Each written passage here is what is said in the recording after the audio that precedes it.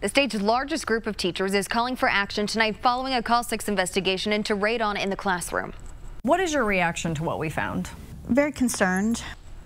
Our Kara Kenny found most Indiana schools not testing for the cancer-causing gas, this despite it being the #1 cause of lung cancer in non-smokers. Teresa Meredith is a teacher. She also represents 40,000 educators as president of the State Teachers Association. We shared with her our Call 6 investigation that found most schools do not test for radon, despite a federal recommendation to test at least every 5 years. I got a little emotional because I thought of a couple of people right away that died of lung cancer who never smoked a day in their lives, who are educators.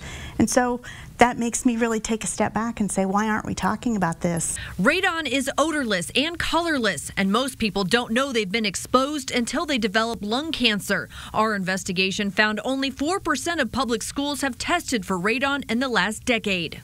Is radon a topic that you all have talked about as teachers, or not so much? Never. I don't think I've ever had a conversation about radon in any of my 20-plus years in the classroom. Well, what does that say to you?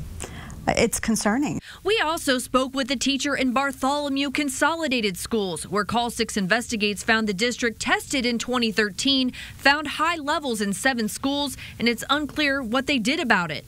Until recently, I hadn't even thought about there being things in the air in our school building that could cause anybody any issues. You think when you go to school you're safe, and so you don't think about any of those things being in the air. The district promised a month ago to look into it. Would you consider this an urgent issue? Anything that deals with the safety of our children is an urgent issue. But so far, no answers on whether they plan to retest. A dozen other states have requirements or regulations in place that require or recommend schools test for radon. What do you think Indiana needs to do?